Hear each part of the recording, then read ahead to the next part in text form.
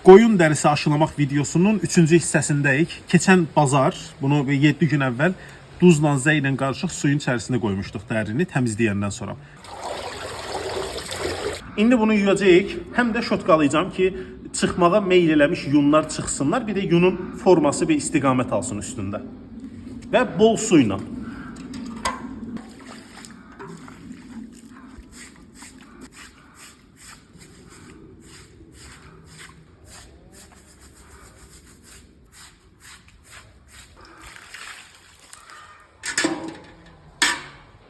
Həyətdə su yoxdur ki. Həyətdə su yoxdur. Gəlib, yəni, tapam burada heç yerdə su. Gəlib, mən işlədəcəyim vedrə. İndi gəlirik bunu asıb qurutmaq hissəsinə.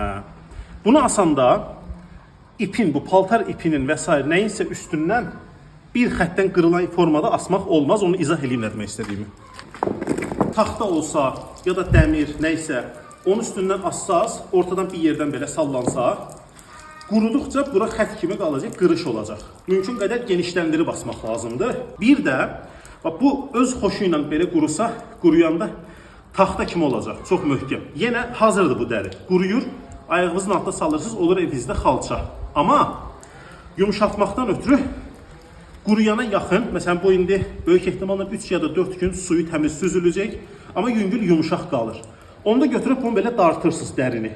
Dərini dartanda üst qat alt qatdan ayrılır. Yəni fərqli rəngi dəyişir, ağarır. Belə-belə bütün hissəsini gərirsiniz. Bunu asanda mən bir dəfə o səhv elədim. Adi belə ipin üstündən asmışdım. İki tərəf bir-birinin üz-üzə gəlmişdi. Mən də fikirləşdim ki, yun daha çətin quruyan hissədir də. Bu buna yapışır. Bir gün belə qalsa başlayır iylənməyə. Asıb qurudanda həmişə bu hissə yuxarıda olsun, dəri aşağı, yun aşağıda, yunun suyu istənilən halda süzülür. Bir neçə tərəfi var. Bir, sağlıqlı bir məhsuldur bu. İki, ölkədə təsəvvür eləyin, gün ərzində nə qədər qoyun kəsilir qəssablarda və bu atılır. İstifadə oluna biləsi bir şeykən atılır zibilliyə. Bu mənim həmişə ürəyimi ağrıdıb. Nəysə, belə, indi bunu xırda-xırda suyu süzüləcək. Sonra hər dəfə o dediyim dartma, gərmə prosesi olduqca da videoya çəkib, axırda da nə alınırsa, indi nə qədər yumşalır, nə qədər sərt qalır, tam quruyanda da onu son videomuzda, 4-cü videomuz olacaq. Orada göstərəcəyik.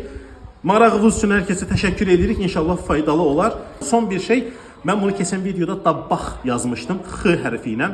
Azərbaycan dilinin izahlı lüğətində dabbağdır. Axırda Q hərfi var. Onu da düzəltmiş olaq. Özünə müğayət olun, bizi izləməyə davam edin.